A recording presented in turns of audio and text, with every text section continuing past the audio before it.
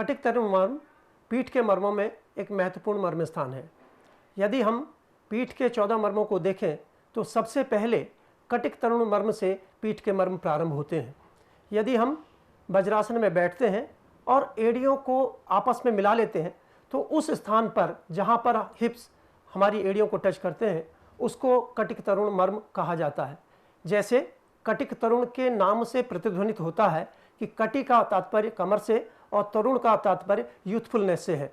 यदि हम अपने कमर को, शरीर को तरोताज़ा स्वस्थ रखना चाहते हैं तो हमें कटिक तरुण मर्म को उत्प्रेरित करना चाहिए।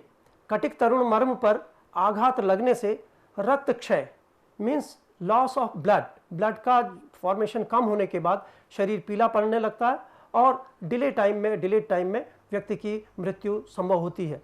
यदि किसी वजह से किसी व्यक्ति के शरीर में खून बनना बंद हो जाता है और उसको एनीमिया की कंडीशन होती है तो कटिक तरुण मर्म निश्चित रूप से इसमें बहुत उपादेय मर्म स्थान है।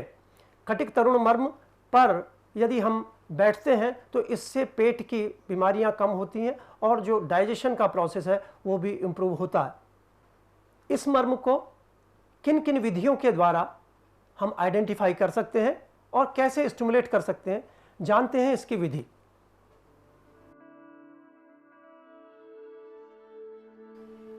कटिक तरुण मर्म को जानने के लिए सबसे पहले वज्रासन में बैठना आवश्यक होता है।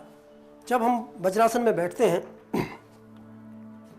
तो जो एड़ियां हमारी होती हैं उनके ऊपर नितंब का जो भाग, हिप का जो हिस्सा होता है, जो टच होता है, उसको हम लोग कटिक तरुण मर्म कहते हैं। कटिक तरुण मर्म को आप इस ढंग से भी देख सकते हैं। सामान्य रूप से योग की प्रक्रिया में जब हम लोग वज्रासन में बैठते हैं तो इस ढंग से बैठते हैं, लेकिन मर्म को, कटिक तरुण मर्म को जानने के लिए एड़ियों को आपस में मिला लीजिए और उसके ऊपर बैठ जाइए।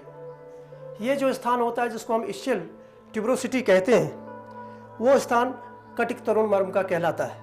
इसको जानने की दूसरी विधि इस प्रकार है, सीधे लेट जाइए और